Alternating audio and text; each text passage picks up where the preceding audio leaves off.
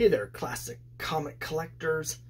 As always, I'm Scott Harris King, and today I'm back because today I just went to a bunch of comic book stores in the area. I was looking at my map. As you know, I've been doing these store visits now for almost 3 years, recording my journeys around. And I was looking at my map today and I realized, man, there's still a ton of stores that I have not gotten to. So I tried to get to a bunch of them today. I went to 4 stores. 2 of them I've already had videos of before, so they're repeat visits. 2 new stores that I haven't been to.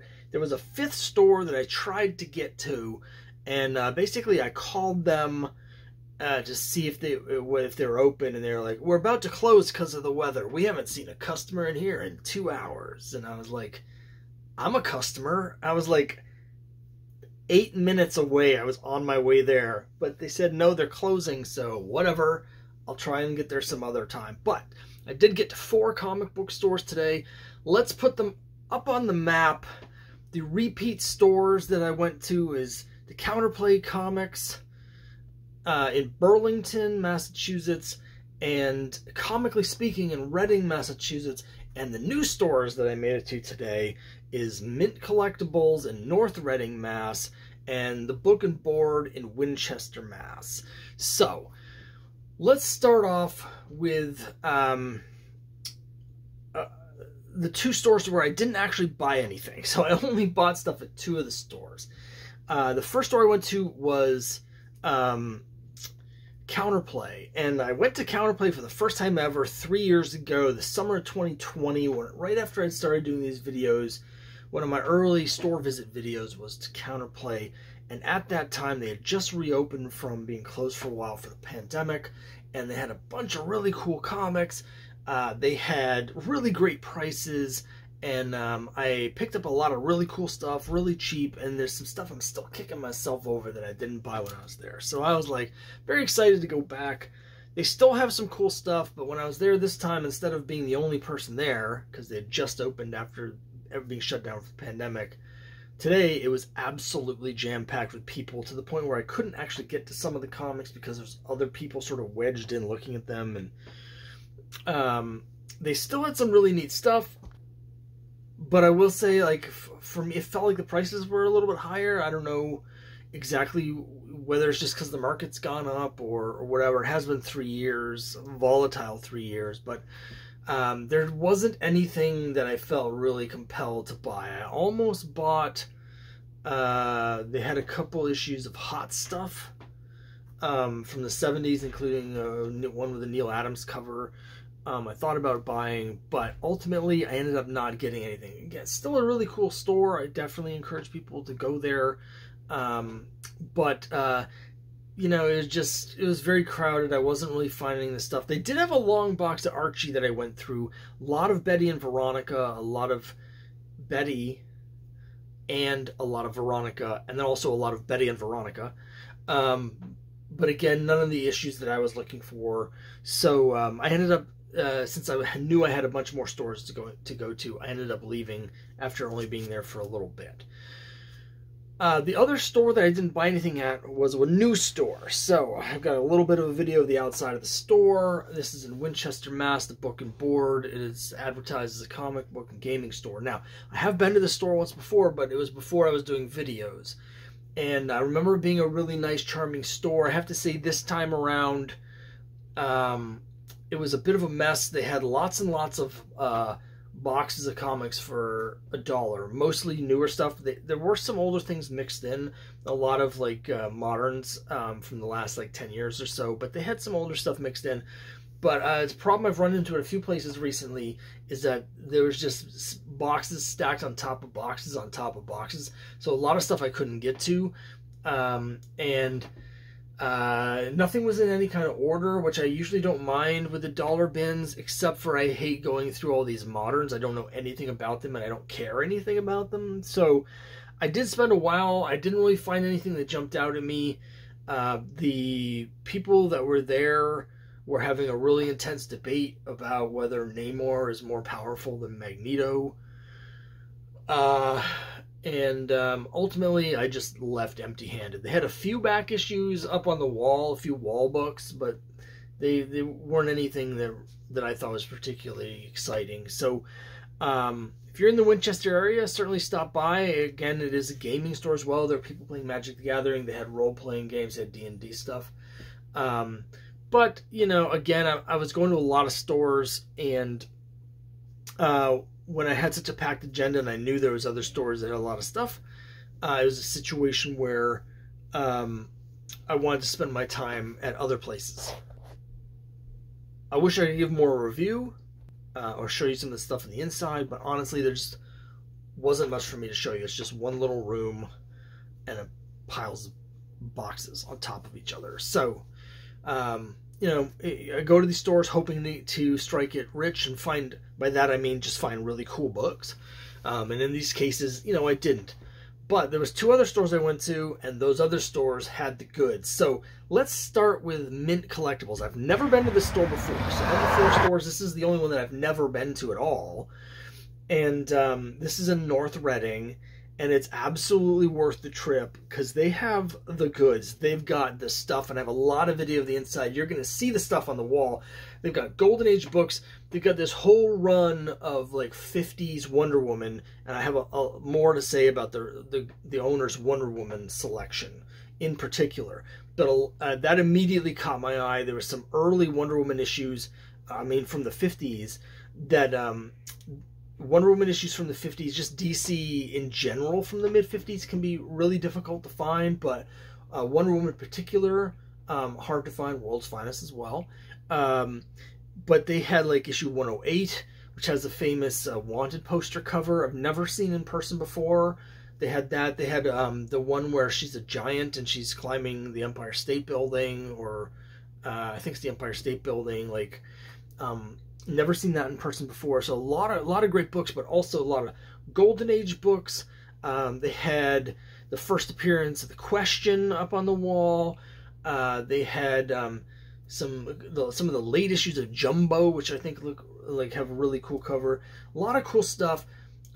They also had a bunch of bigger ticket CGC books in the case that I looked at, and again, immediately caught my eye as a Wonder Woman fan and a Wonder Woman collector. They had a Wonder Woman 105, which is one of the Silver Age keys. There's 2 books that are debated, which is the first Silver Age issue of Wonder Woman. Those are 98 and 105 because they both sort of revamp certain elements of the Wonder Woman's origin and mythos. And so those are the 2 big ones. I've never seen a 105 before. These issues are not easy to find. It was a CGC 5.0. He had a price of $1,500. I don't really know how that is in terms of the pricing.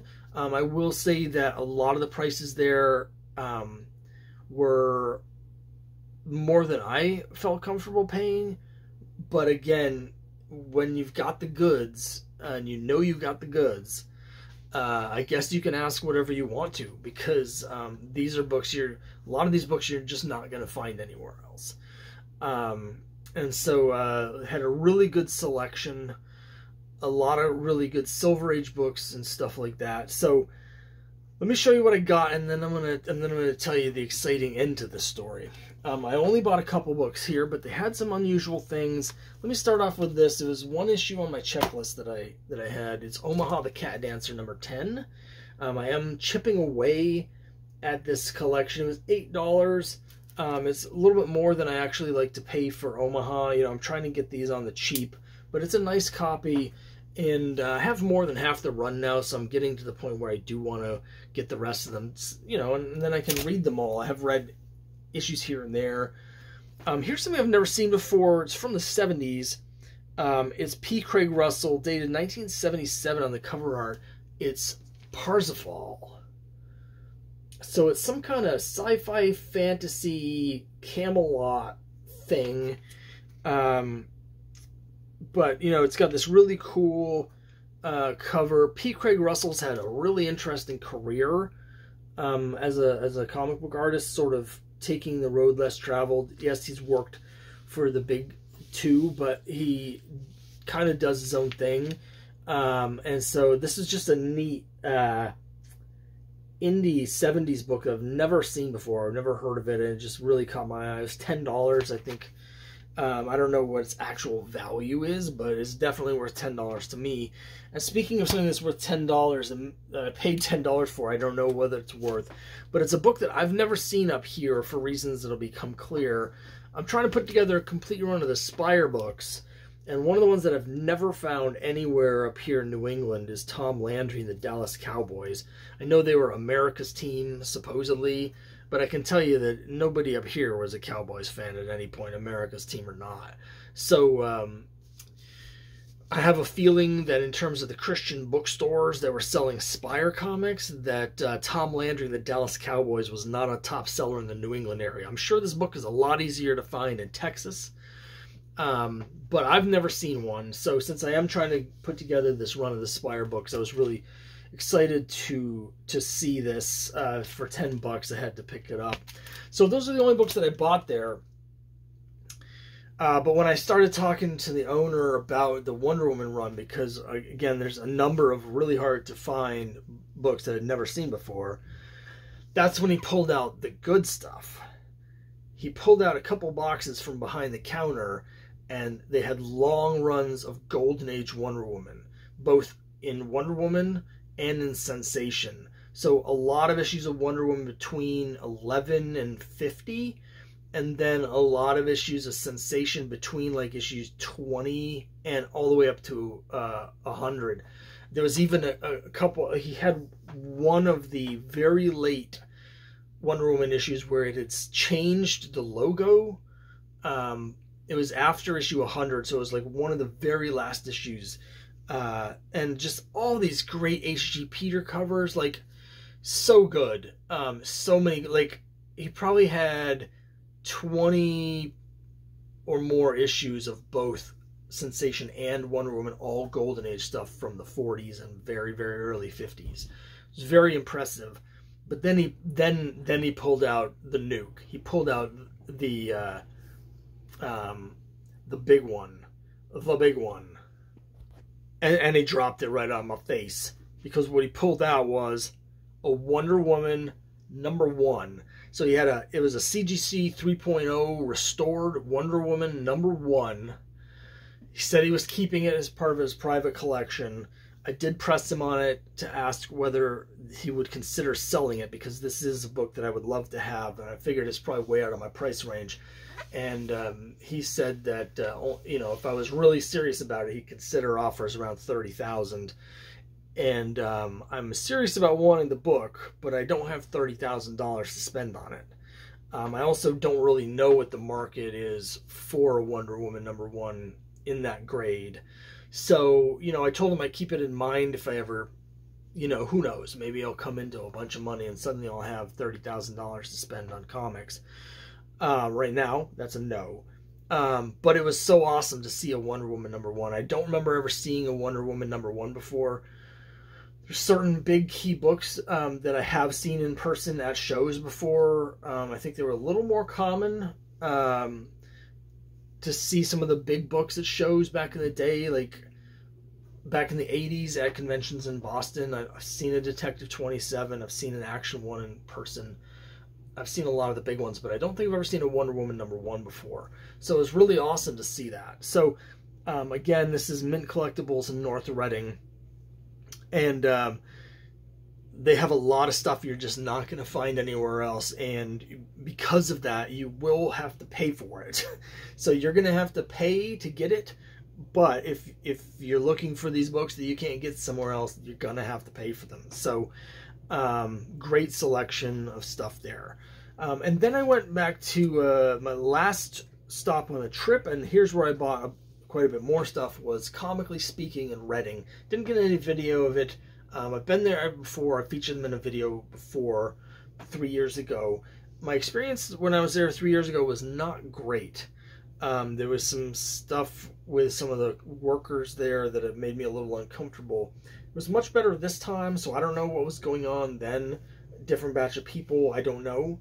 And I've heard good things about the store, so it seems like maybe the experience I had was just an anomaly. They have a huge selection there, and I ended up getting some really, really good stuff. So let me just jump into it. And of course, I got the key book that everybody needs in their collection. It's Youngblood #2. This is the first appearance of Prophet. It was in the dollar bin, and there is a Prophet movie coming out or in development with Jake Gyllenhaal playing Prophet. So for $1, this is going to go in my dollar bin, potentially in the trading challenge at some point. I don't know what this is going for right now. When the movie was announced, it had spiked up to like $15. I'm guessing it's died back down. I don't know. Here's another huge key that everyone needs to have in their collection. It's the Marvel adaptation of Fievel Goes West. I bought this mainly for my wife. Now, my wife's a little bit younger than I am, and so there's certain comics that I know are nostalgic for her. I wasn't sure about this, but I know like Strawberry Shortcake and the Muppet Babies and stuff like that. When I see those, I pick them up because I know she has a lot of nostalgia for those things.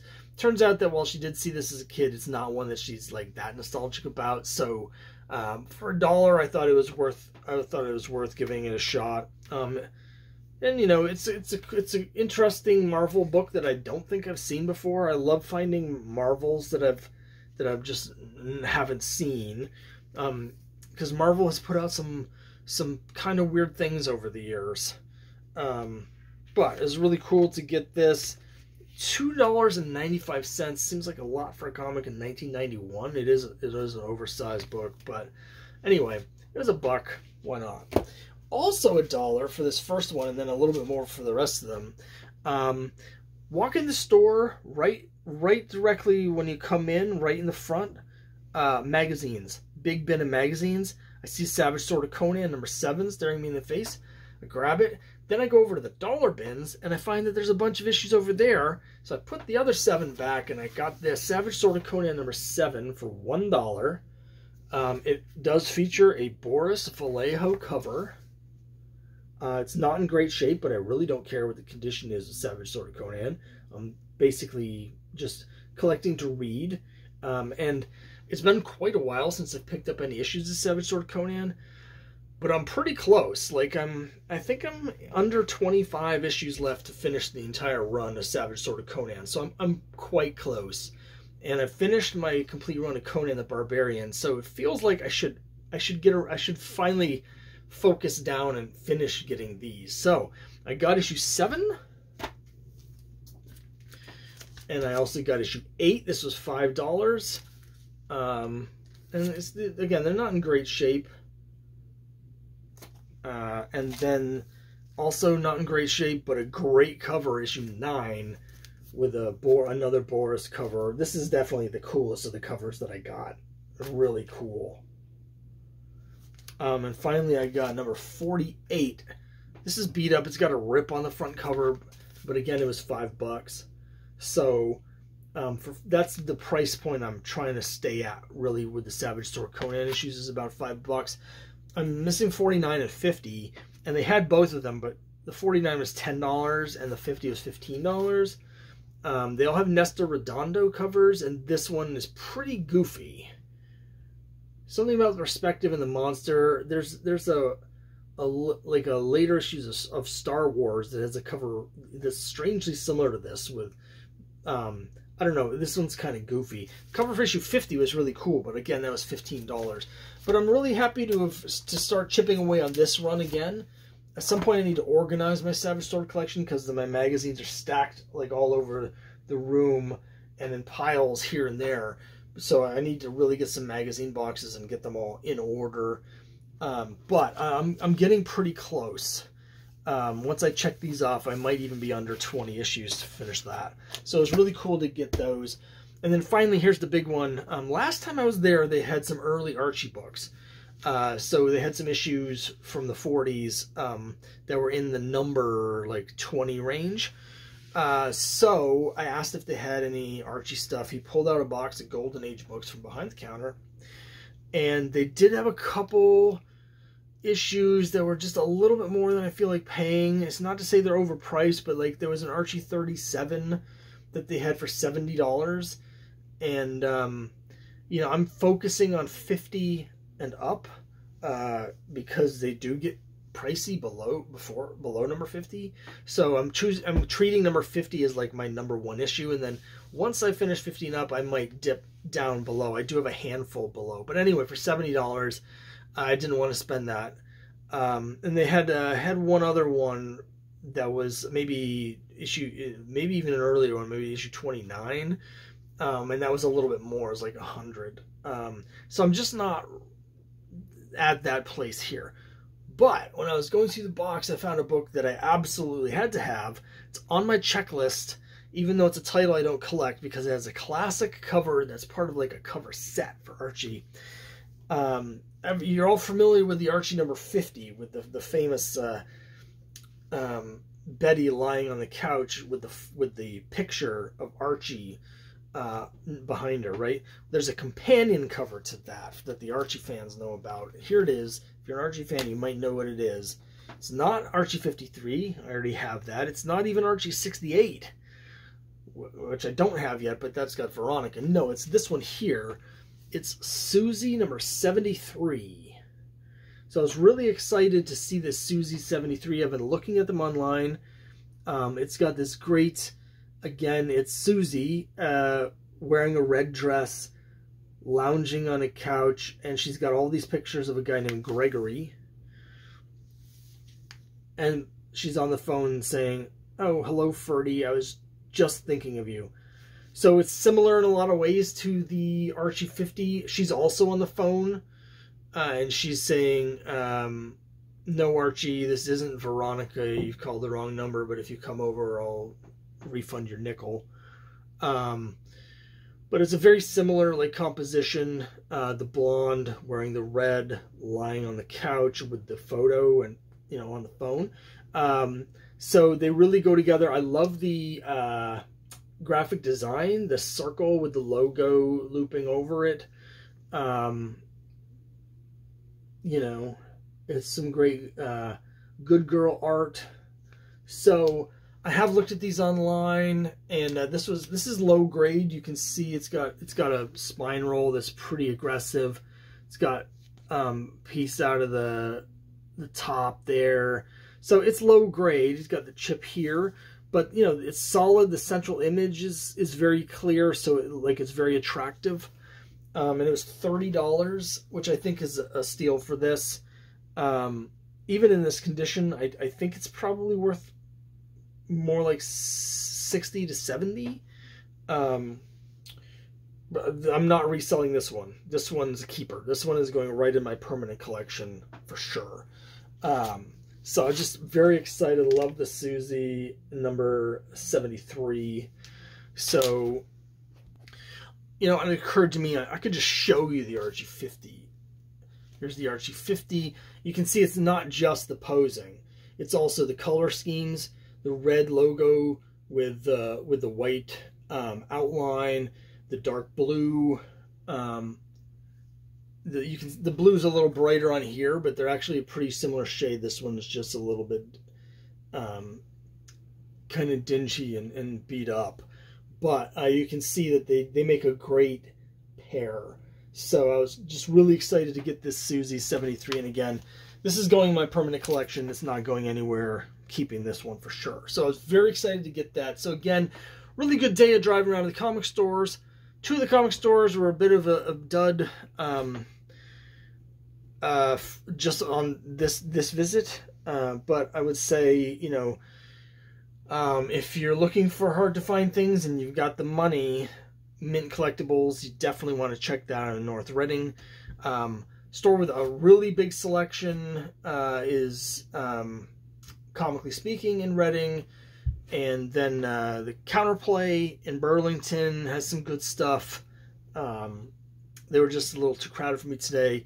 And then also there's Book and Board. So if you're going to those other stores, I guess you might as well stop at Book and Board. But they didn't really have anything for me. So that's it for this time. Let me know what you think down below, and I'll see you next time.